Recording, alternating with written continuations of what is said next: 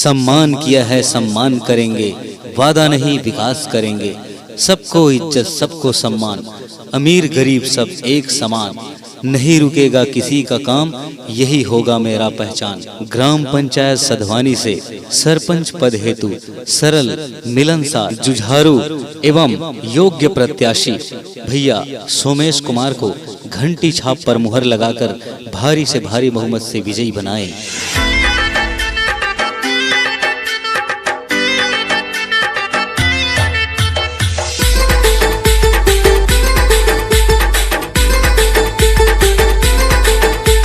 सुन ले हो दीदी भैया मोर, सुन ले हो जी संगवारी।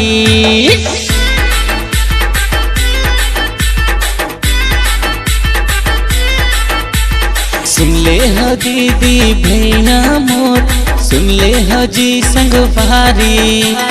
हमार सोमेश भैया ला मिलके जिताबो ये पारी। अरे सबके मयारू सबके दुल्हर वाला गांव के सरपंच बना देबो जी।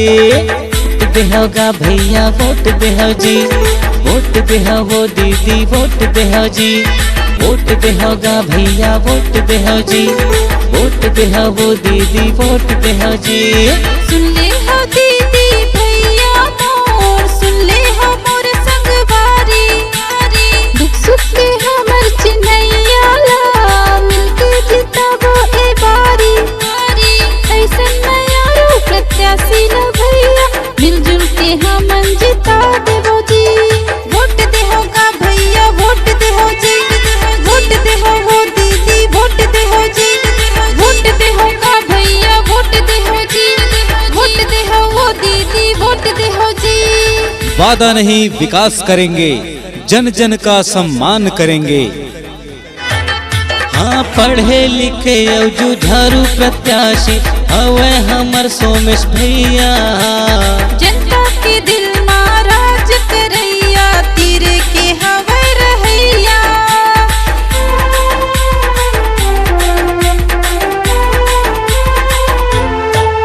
हाँ पढ़े लिखे और जुझारू प्रत्याशी हवे हमर सोमेश भैया। जनता के दिल में राज करैया, तीर के हवे रहैया। अरे सुन ले वो दीदी सुन लेगा भैया, घंटी छापू माँ मोहर लगा दे हो जी। वोट देहोगा भैया वोट देहो जी, वोट देहो वो दीदी वोट देहो जी।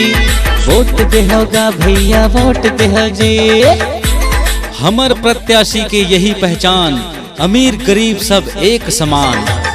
अरे पैसा कौड़ी माजी कक्को लुभाही, कखरो बात मझंगया हो।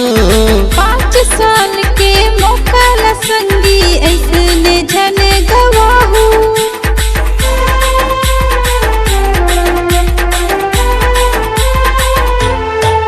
अरे पैसा कौड़ी माजी कक्को लुभाही, कखरो बात मझंगया हो। 5 साल के मौका ला संगी ऐसने जन गवाहू। अरे जन जन के हितवा हमर गमितवा, कर ले हवे खर चिन्हारी।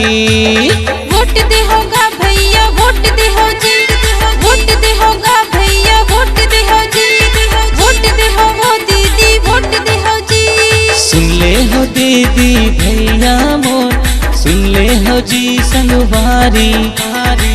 हमार सोमेश भैया ला मिलके जिताबो ए पारी।